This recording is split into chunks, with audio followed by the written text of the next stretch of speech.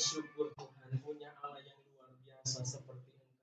Engkau adalah Bapa yang sangat mengasihi kami Tuhan. Engkau adalah Bapa yang tidak pernah meninggalkan kami Tuhan. Engkau adalah Bapa yang selalu memelihara kehidupan kami. Bahkan Engkau akan selalu mengenyangkan hidup kami Tuhan dengan segala berkat-Mu, dengan segala kebaikan-Mu Tuhan. Terima kasih Tuhan, kami yakin dan percaya Tuhan. Engkau adalah Allah yang Tuhan luar biasa dalam hidup kami. Kami hanya dapat mengucap syukur atas pemeliharaan dan kasih-Mu. Dan hari ini Tuhan, kami akan mendengarkan sabda kebenaran firman-Mu. Sucikan pikiran hati kami.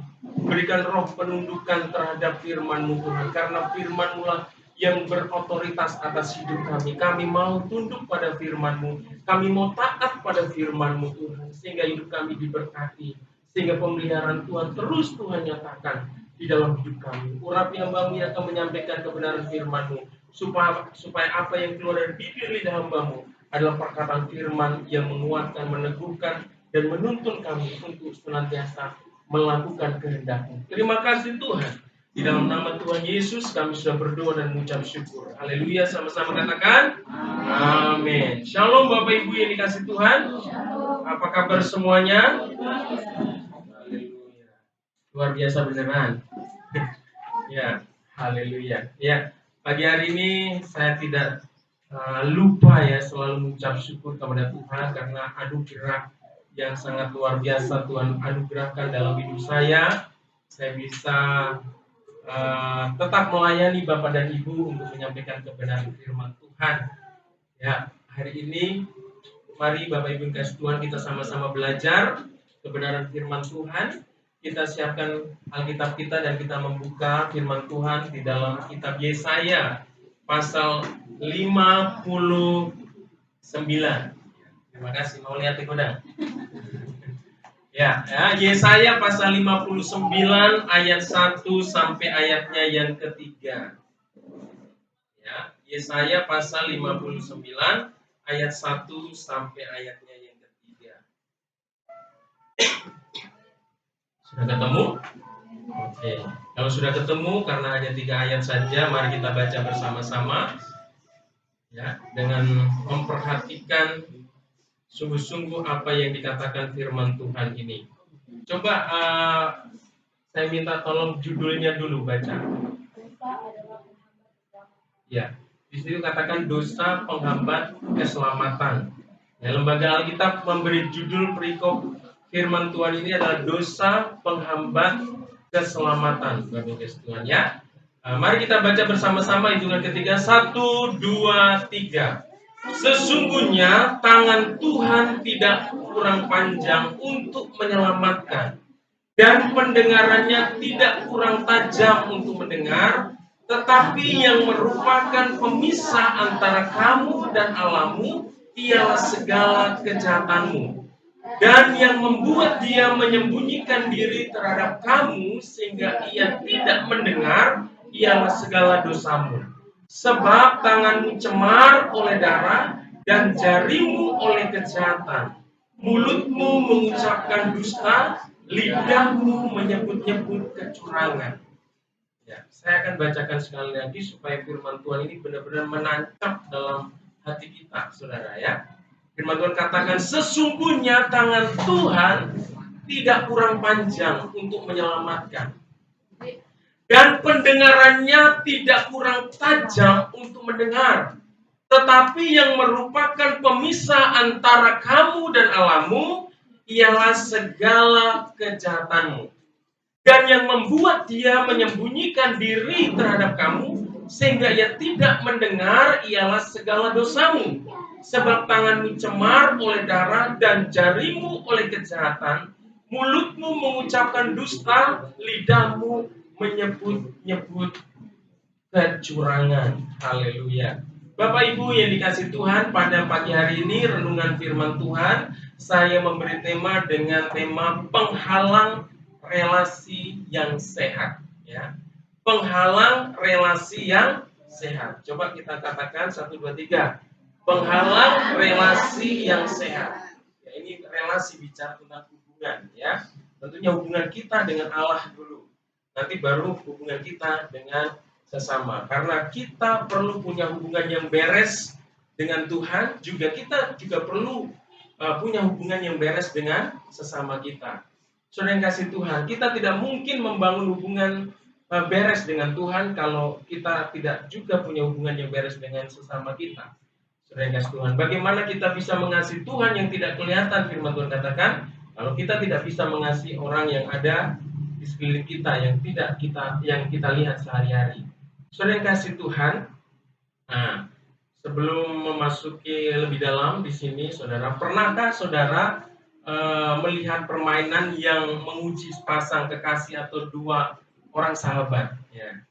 Kalau biasanya di retreat, ya ibadah retreat itu ada game-game, atau mungkin di ibadah Padang juga ada game, atau mungkin nanti dibuat di pool ibadah pool kita perlu ada game supaya suasana kita lebih cair lagi. Biasanya ini ada game, ada permainan yang menguji saudara, ya baik itu antara pasangan suami istri atau sahabat, ya. Nah, untuk menguji apakah mereka benar-benar mengenal pasangannya lebih baik atau sahabatnya lebih baik, saudara. Itu ada beberapa permainan, yaitu mereka akan diuji, ya. Dipilih satu pasangan mungkin suami istri di sini, yang suami istri saya, ada Pak Regan, ada Pak Parmin, saya Pak Burning. Yang lain belum ada, ya. Nanti PR-nya bawa pasangan, saudara sekalian. Ya, untuk menguji ini ada game yang pas setiap pasang itu dikasih 2 kertas, saudara. Suami dikasih 1 kertas, istri kasih kertas dan pensil tentunya, ya. Terus mereka diuji tanpa ada komunikasi apa-apa. Setiap pasang ini menulis daftar kesukaan, ya, pasangan mereka masing-masing dan yang tidak disukai oleh masing-masing. Ya, atau mungkin disuruh menulis ukuran baju atau ukuran sepatu, saudara, ya. Dan ketika mereka sudah dikasih tugas itu, dia menulis, ya, hobi atau kesukaan pasangan masing-masing, bahkan ukuran baju yang dipakai. Setelah itu dikumpulkan, saudara.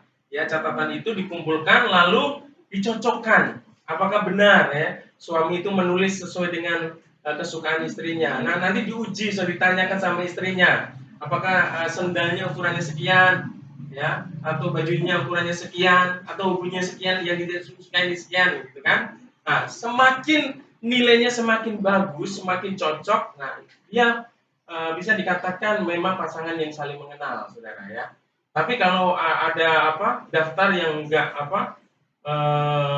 cocok, berarti dia membuktikan bahwa dia adalah bukan pasangan yang saling mengenal, saudara, ya.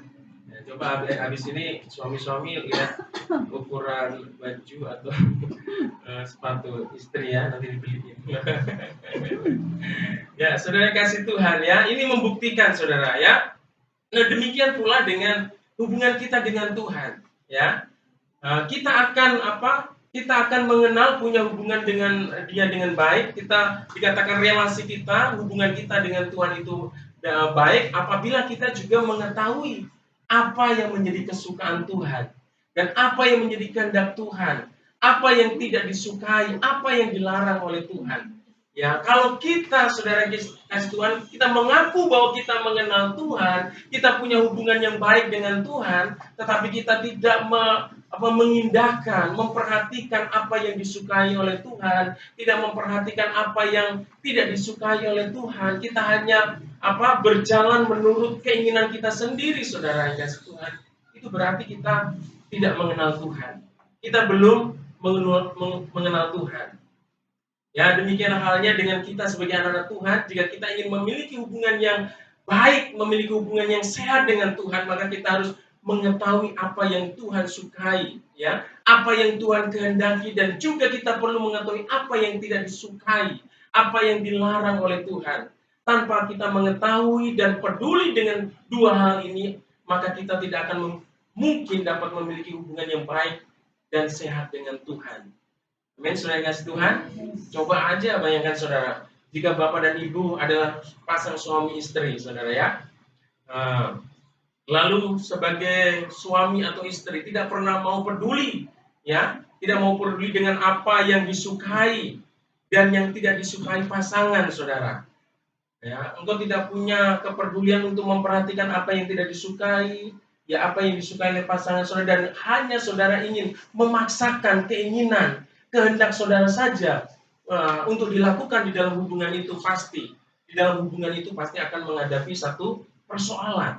Cepat atau lambat pasti kita akan menemukan persoalan di dalam hubungan itu. Ya, oleh karena itu untuk membangun sebuah hubungan yang baik, untuk membangun sebuah relasi yang baik, kita perlu memperhatikan ya apa yang disukai oleh Tuhan, apa yang tidak disukai oleh Tuhan. Demikian pula kalau kita ingin punya hubungan yang harmonis dalam keluarga kita punya harmonis dalam hubungan persahabatan kita di dalam tubuh Kristus. Hal yang sama harus kita lakukan, saudara.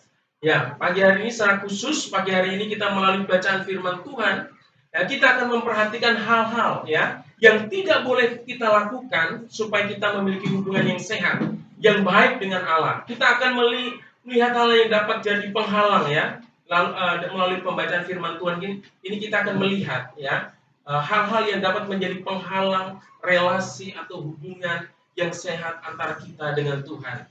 Tentunya kita punya hubungan yang sehat dengan Tuhan. Amin.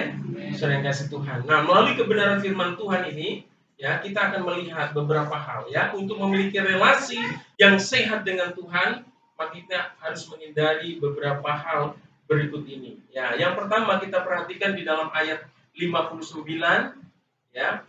Yesaya 59 ayatnya yang kedua. Ya, firman Tuhan katakan begini. Ya, Yesaya 59 ayat 2. Tetapi yang merupakan pemisah antara kamu dan Allahmu ialah segala kejahatanmu. Dan yang membuat dia menyembunyikan diri terhadap kamu sehingga ia tidak mendengar ialah segala dosamu. Jadi hal yang pertama yang perlu kita jauhkan dari hidup kita sebagai anak-anak Tuhan supaya kita bisa punya hubungan yang baik, yang sehat dengan Tuhan adalah kita harus menjauhkan diri dari kejahatan dan dosa. Amin. Saudara kasih Tuhan, ya.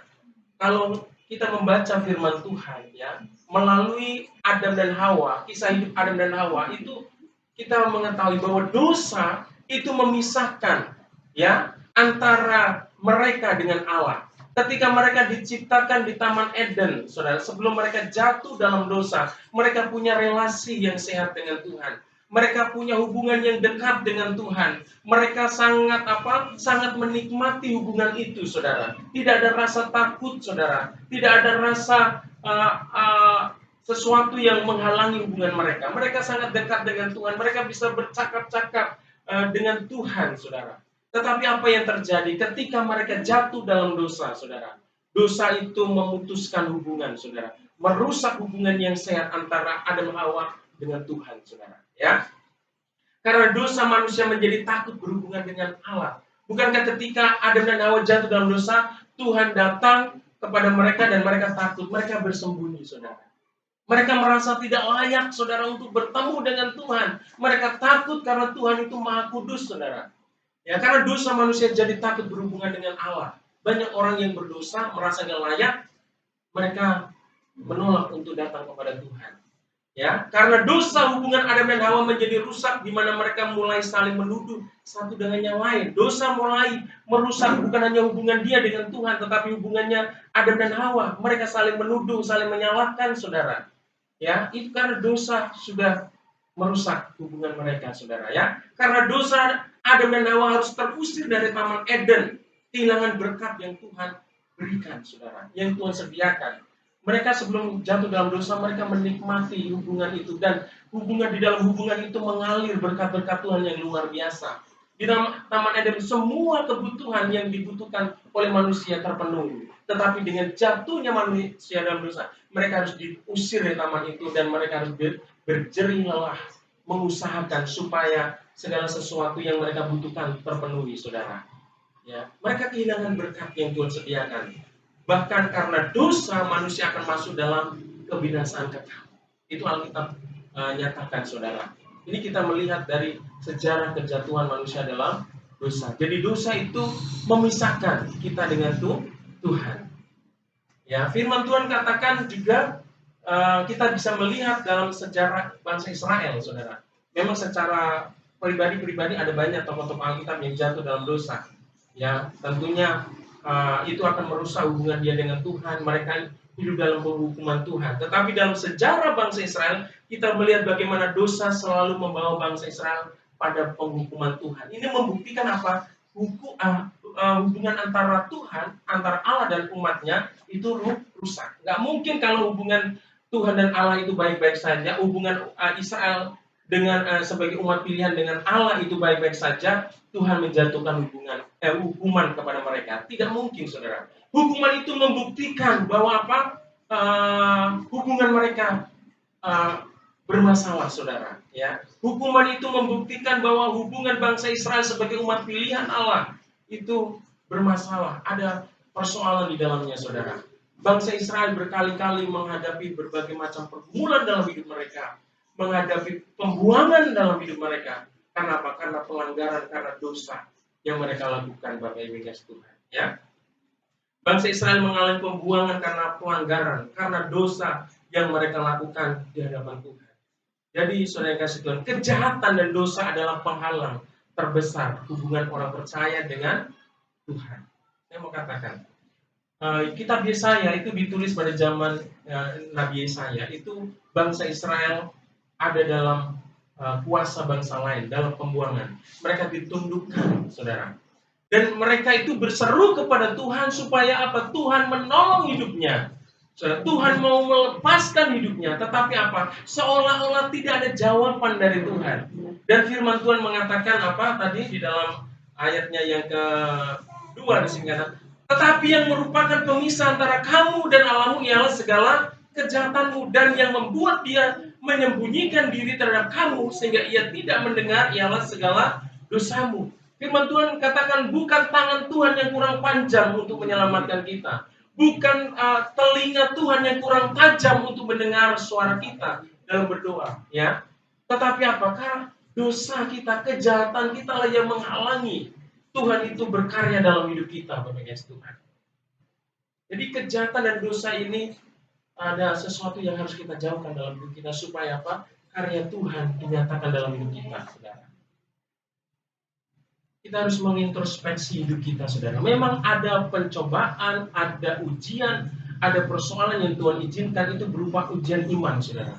Kita nggak salah, kita nggak berdosa di hadapan Tuhan, tetapi kita menghadapi persoalan, dan kita ini perlu menghadapinya dengan apa? Keteguhan iman, dengan kesetiaan, dan tetap pegang janji Tuhan. Kalau kita nggak berdosa, saudara, kita diuji, ya. Seperti Ayub kan katakan dia orang saleh, orang jujur, orang benar dan Tuhan, tapi dia menghadapi banyak tantangan dalam hidupnya. Yang dilakukan Ayub hanya dia tetap memegang imannya, kesalehannya, kesetiaannya kepada Allah. Itu yang diperlukan, saudara. Sampai dia melihat penggenapan janji Tuhan di dalam hidupnya, sampai dia melihat pemulihan yang Tuhan kerjakan dalam hidupnya.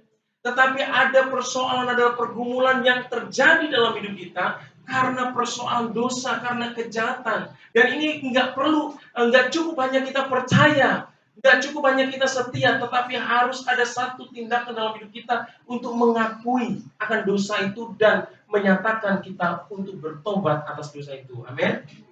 Saudara, bangsa Niniwe, saudara, ya, itu adalah bangsa yang satu kota yang berdosa di hadapan Tuhan. Tuhan akan menjatuhkan hukuman atas bangsa itu. Tetapi Tuhan mengutus Nabi Yunus. Dan ketika firman disampaikan kepada mereka, dan mereka menyatakan diri bertobat, mereka mengakui dosa mereka di hadapan Tuhan, mereka berlutut di hadapan Tuhan, mereka berkabung atas dosa mereka, dan mereka menyatakan mau berubah dari hidupnya yang penuh dosa dengan kejahatan itu. Maka Tuhan apa? Tuhan menggagalkan hukuman itu, saudara. Oleh karena itu, pagi hari ini saya mau katakan, mari kita periksa hidup kita, saudara. Apakah pergumulan-pergumulan yang datang dalam hidup kita adalah ujian iman kita?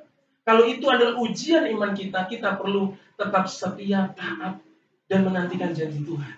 Tetapi kalau ujian itu datang karena dosa, ayo akui itu di hadapan Tuhan.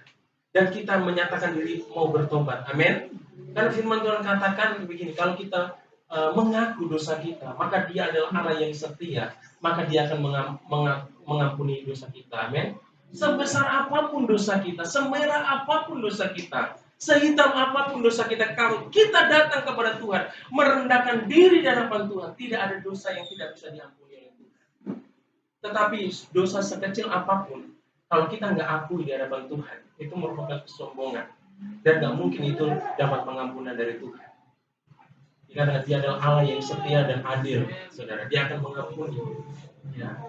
Saudara kasih Tuhan, hari ini, mari Bapak Yesus jauhkan hidup kita sebagai anak Tuhan dari kejahatan dan dosa. Ya. Ketika Tuhan menebus segala dosa kita di kayu salib, dan kita percaya pada karya anugerah yang dikerjakan oleh Kristus, sebenarnya relasi kita dengan Tuhan sudah dimulai, saudara. Sebenarnya sudah Tuhan itu melalui karyanya di atas kayu salib, Dia sudah memulai, ya, memberikan jembatan untuk kita bisa berhubungan dengan Allah Bapa, saudara.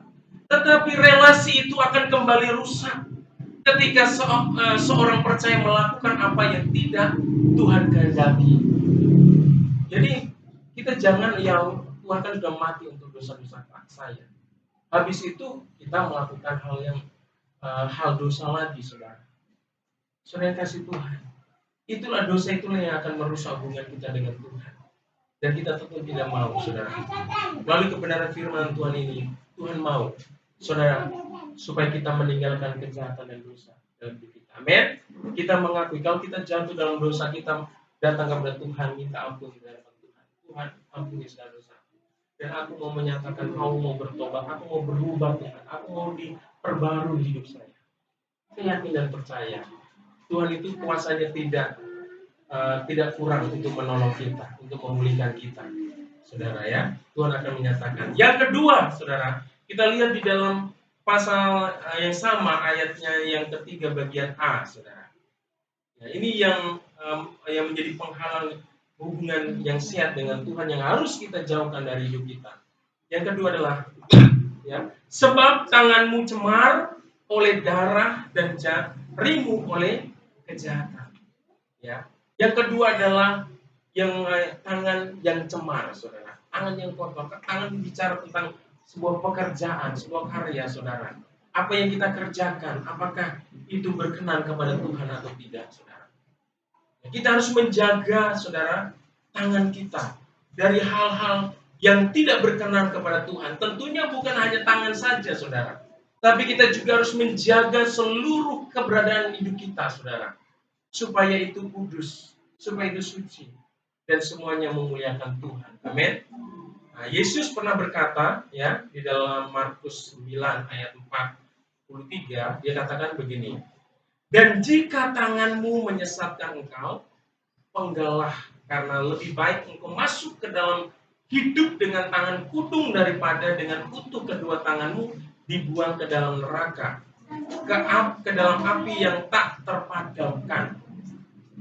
Bapak Ibu yang kasih Tuhan, Yesus memperingatkan, saudara, kalau karena tangan kita, ya, kita melakukan dosa, daripada karena tangan kita melakukan dosa masuk ke dalam api neraka, mending dipatahkan, diputuskan, saudara, ya, mending dipenggal tangan kita nggak masuk ke dalam api neraka, tapi kita bisa masuk surga. Itu tegas firman Tuhan, saudara. Ya, tetapi arti ayat ini adalah kita harus menjaga tangan dan seluruh tubuh kita agar tidak tercemar melakukan dosa. Yesus tidak sedang mengajarkan secara literal, ya, artinya secara harfiah, saudara harus putus tangan saudara, ya. Habis ini pulang karena tangan putus aja biar masuk surga. Bukan begitu, saudara, ya. Yesus tidak sedang mengajar secara literal kita harus memotong tangan kita saat tangan kita tercemar. Tetapi Yesus ingin mengatakan bahwa dosa harus dipotong dan dibuang dengan tuntas, saudara. Apa yang kita kerjakan dengan tangan kita kalau tidak berkenan kepada Tuhan, ya, kita minta ampun sama Tuhan. Kita harus putuskan, saudara, untuk tidak lagi melakukan sesuatu dengan tangan kita ini untuk melakukan hal yang tidak benar dari Tuhan. Tentunya dengan kaki kita juga. Dengan mata kita, saudara. Dengan pemikiran kita, dengan hati kita, saudara. Kita minta, saudara, supaya Tuhan kuduskan. Supaya kita ini layak di hadapan Tuhan. Kita nggak bisa, saya kan masih hidup di dunia, Pak. Ya, nggak bisa, saudara. Kita ini adalah anak-anak terang, saudara. Kita ini anak-anak Tuhan yang harus mengetahui bahwa kita harus berbeda dengan cara pandang dunia ini. Amin. Saudara, mari minta ampun sama Tuhan kalau dengan tangan kita, dengan kaki kita, dengan pikiran kita, dengan hati kita, kita menyakiti hati Tuhan. Kita melakukan yang tidak berkenan kepada Tuhan. Saudara yang kasih Tuhan, jaga, saudara, apa yang kau lakukan, jaga apa yang kau kerjakan, supaya hidupmu benar-benar memiliki hubungan yang benar dengan Tuhan. Ketika engkau punya hubungan yang benar dengan Tuhan, tentunya, saudara, berkat Tuhan itu akan mengalir. Ya, saudara, coba aja kalau kita suami dengan suami istri punya hubungan yang baik, pasti kita akan mengalami sukacita. Kita akan meminta sama istri kita, "Ma, tolong bikin kopi," kan? Dia juga bersukacita bikin kopi, memang bersukacita, bukan menyindir. Kalau istri saya nggak pintar bikin kopi, dia bikin yang lain bisa, saudara, nggak apa-apa saya bikin yang kopi, tapi dia bikin yang lain, tapi lebih nikmat, saudara, guys. Ini gitu. Ya, saudara, nggak usah pusing, saudara. Istri kita nggak bisa bikin kopi, ya udah kita bikin sendiri. Dia bikin sesuatu yang lain yang istimewa buat kita, pasti ada, saudara. Nggak usah permasalahan, kamu nggak bisa bikin kopi, gitu kan? Ya kan? Nggak usah dipermasalahkan. Kalau dia nggak ahlinya di bidang itu, nggak apa-apa, saudara. Di dalam rumah tangga itu juga sama. Saya nggak perlu banyak konflik dengan hal-hal yang remeh-temeh, saudara, ya. Dalam urusan pekerjaan rumah tangga juga nggak perlu kita ini. Saya ini bilang sama istri saya ini nggak cocok di air.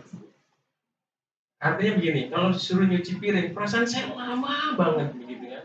Istri juga, saya nyuci baju lama banget gitu. Bukan berarti saya nggak mau, saudara, turun tangan. Tapi kalau istri saya lihat lebih cekatan, perasaan sebentar saja, saya lebih tersiksa kayaknya gitu kan. Tapi bukan berarti saya nggak mau cuci piring, nggak mau cuci baju, saya juga tetap cuci baju, tapi nggak seintens ya. Sehari-hari itu nggak terlalu sering, saudara. Tapi itu yang ngerjakan istri, tapi kita bisa mengambil bagian yang lain, saudara. Saya gosok baju paling suka, saudara. Tadi pagi juga gitu, saya gosok baju, istri saya yang susun kursi. Padahal sebenarnya kan seharusnya istri yang gosok baju ya, suami yang susun kursi. Tapi istri saya lebih menikmati susun kursi daripada gosok baju. Ya udahlah, suami susun kursi, saya gosok baju. Nggak usah dipermasalahkan, saudara. Di dalam keluarga kita saling mengenal, saudara. Apa yang disuka pasangan kita, yang tidak disuka, kita bisa, saudara. Bisa memahami, saudara. Istri saya nggak bisa makan daging babi, saya suka, saudara. Tapi saya nggak perlu paksakan dia juga, enggak, saudara. Ya. Saya nggak pernah beli daging babi untuk benar khusus untuk masak di rumah, nggak pernah, saudara, untuk diri saya. Ya, karena istri saya suka ikan mas, ya biarlah aja ikan mas saya juga suka, saudara, ya. Gitu.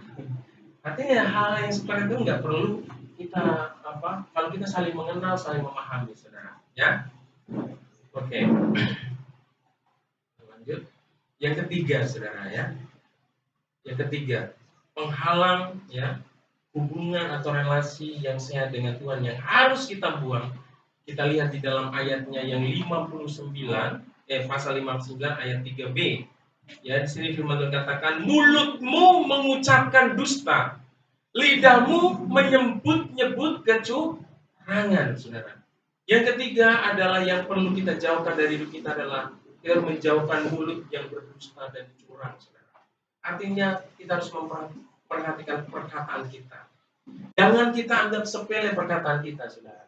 Karena hanya dengan satu kata kita bisa melemahkan seseorang. Kita bisa menghancurkan seseorang. Kita bisa melukai seseorang. Tetapi dengan satu kata kita bisa mengangkat seseorang. Kita bisa mendorong, memotivasi orang lain. Jadi perkataan kita itu punya power yang luar biasa. Makanya kita tidak boleh sembarangan mengucapkan perkataan dari mulut kita. Amin. Karena firman Tuhan, mulutmu mengucapkan dusta, lidahmu menyebut-nyebut kecurangan, saudara. Ya, Ya, bukan hanya dusta, kata-kata yang kasar, kata-kata makian, saudara, kata-kata hinaan, kata-kata cercaan, kata-kata yang tidak memuliakan Tuhan. Saudara, tidak sepatutnya itu keluar dari mulut kita sebagai anak-anak Tuhan. Karena ini dipandang sebagai sesuatu yang tidak benar dari Tuhan. Ini yang akan menghalangi hubungan kita dengan Tuhan. Bangsa Israel, saya katakan, Bapak Ibu Tuhan, dia bersungut-sungut, saudara, ngedumel melalui mulutnya. Sebenarnya kan kayaknya biasa saja. Tetapi firman Tuhan katakan, dengan bersungut-sungut Tuhan membinasakan ribuan orang dari bangsa Israel itu. Karena dengan bersungut-sungut, dia secara tidak langsung dia sudah tidak percaya akan kuasa dan kedaulatan Tuhan atas hidup mereka sekarang. Jadi jangan sepelekan perkataan kita. Amin. Hari-hari ini mari kita jaga perkataan kita, saudara. Jaga perkataan kita, apa yang keluar dari bibir mulut kita, saudara. Jangan pernah main-main dengan kata-kata yang tidak memuliakan Tuhan, karena hal itu tidak memuliakan Tuhan. Ya. Di sini firman Tuhan katakan, Yakobus mengatakan, ya, Yakobus 3 ayat 2, firman Tuhan katakan, sebab kita semua bersalah dalam banyak hal. Barang siapa tidak bersalah dalam perkataannya, ia adalah orang sempurna, yang dapat juga mengendalikan seluruh tubuhnya. Jadi saudara yang kasih Tuhan, kita perlu menjaga perkataan kita. Kalau orang yang bisa menjaga perkataannya, ia disebut apa? Ia adalah orang yang sempurna. Ia dapat juga mengendalikan seluruh tubuhnya. Artinya parameter kita itu bagaimana kita menjaga mulut kita, saudara. Ukuran kita, saudara, kita untuk menjadi sempurna serupa dengan Bapa, itu dari mulut kita, perkataan kita. Kalau kita sudah bisa menguasai mulut kita, menguasai ucapan-ucapan kita, kita akan mudah untuk menguasai bagian-bagian dari kehidupan kita yang lain, saudara. Ini firman Tuhan katakan, ya, barang siapa tidak bersalah dalam perkataannya, ia adalah orang yang sempurna, yang dapat juga mengendalikan seluruh tubuhnya. Jadi bagi Tuhan itu tidak masalah perkataan itu bukan sepele, saudara. Ya, itu sangat penting dalam itu, ya. Mulut adalah anggota tubuh yang paling sulit dikendalikan. Seluruh dusta adalah dosa di mata Tuhan, begitu juga dengan kecurangan. Kita harus mengendalikan mulut agar setiap perkataan yang keluar darinya dapat menjadi berkat dan memuliakan Tuhan, saudara, ya. Seringkali apalagi ini ibu-ibu ya mayoritas, ya. Kalau gosip itu kan kadang-kadang ibu-ibu, ya. Tapi nggak kemungkinan bapak-bapak juga bergosip ria. Karena dosa ini nggak spesialis untuk ibu-ibu, tapi mayoritas untuk gosip, ngumpul, ya, ngomongin orang, saudara, jelek-jelekin orang, saudara, manas-manasin orang, ngompor-ngomporin orang, bahkan menjatuhkan orang itu, ya. Hati-hati. Kita semua, nggak ibu-ibu aja, semuanya kita, saudara. Saya juga belajar untuk bagaimana menjaga perkataan ini supaya tetap bisa menjadi berkat. Karena ketika kita memperkatakan yang tidak baik, saudara, ya akan melukai. Kalau seorang orang udah luka dengan perkataan kita, itu susah disembuhkan, saudara.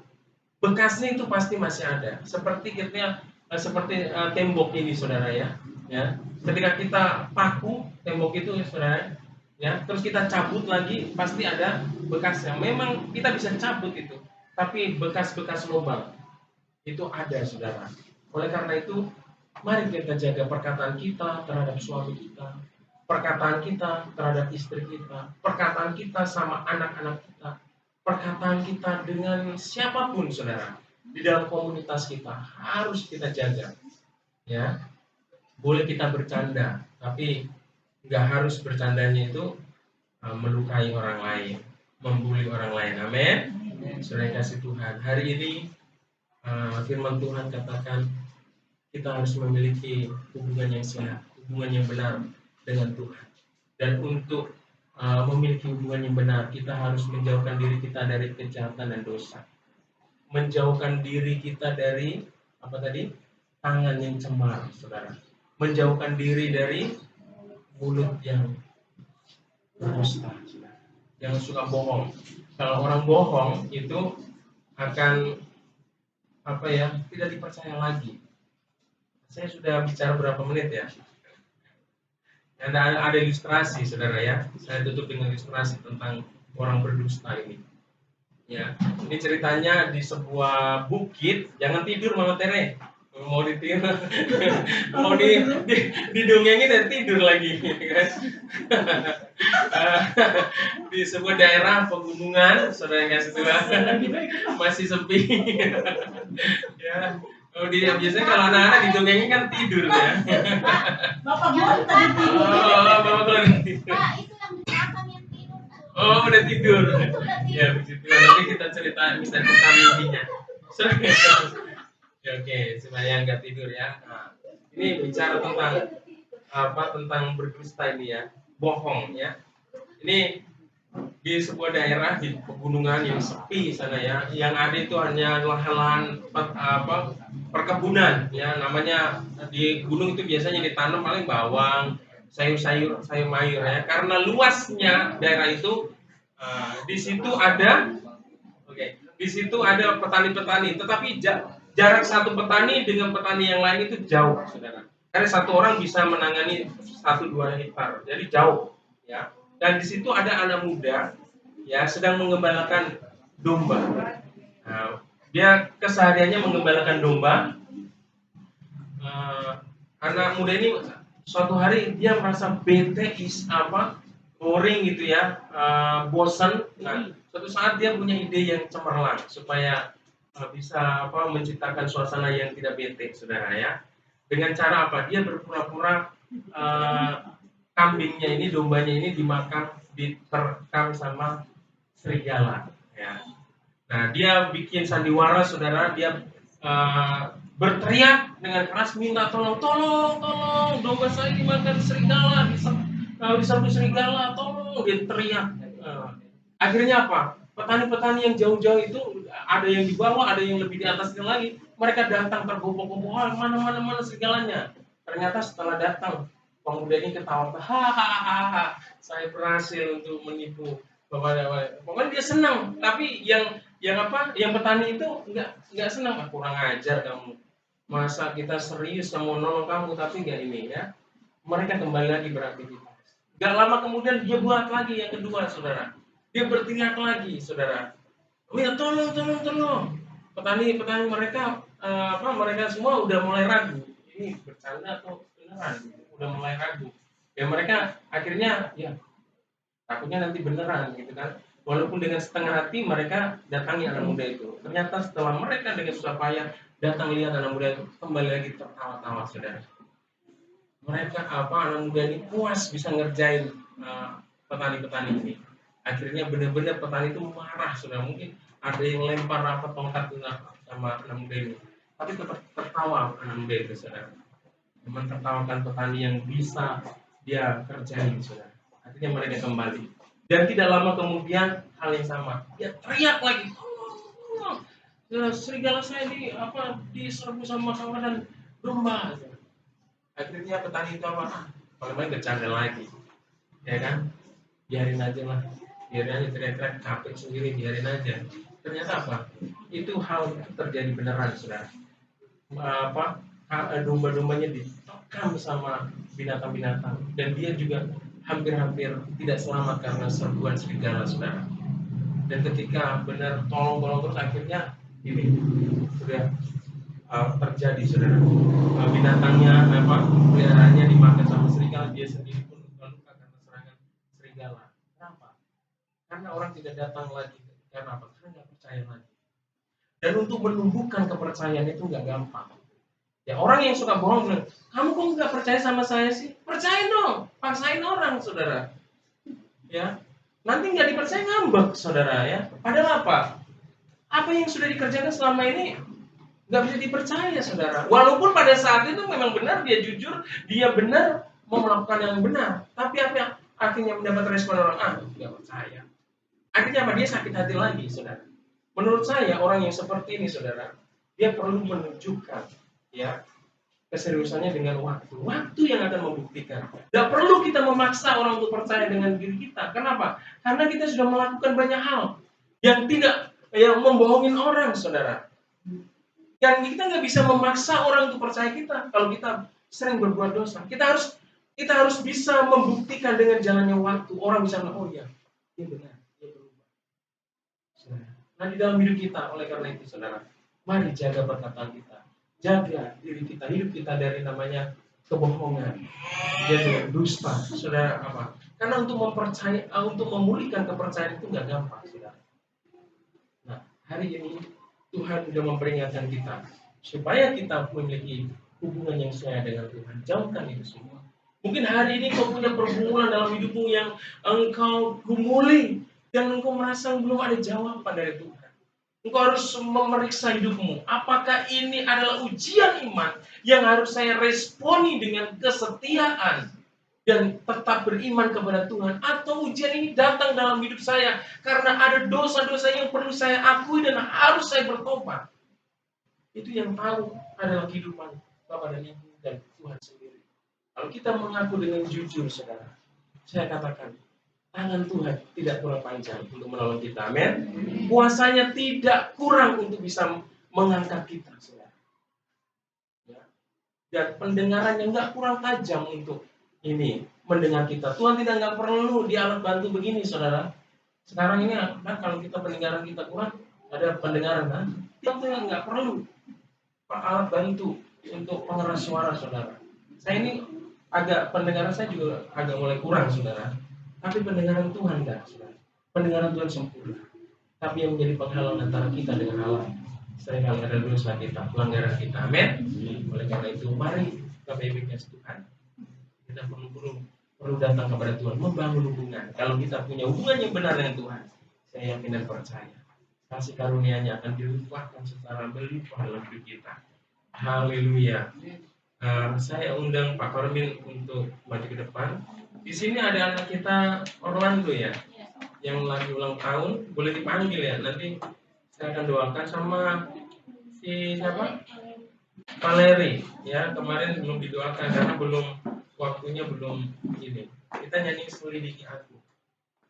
Dan sekalian nanti doa firman, saya akan doakan anak-anak kita yang sudah berulang tahun di tempat ini, boleh maju ya.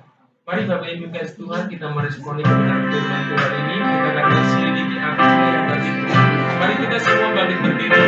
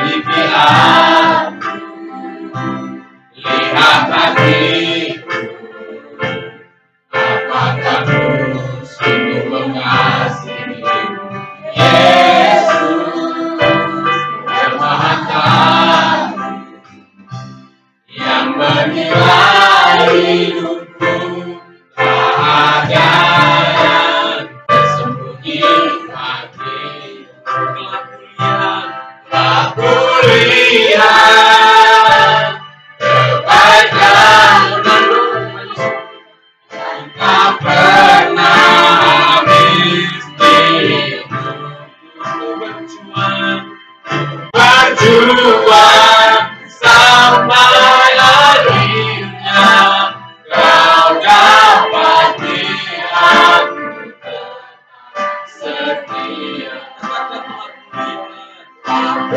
Maria.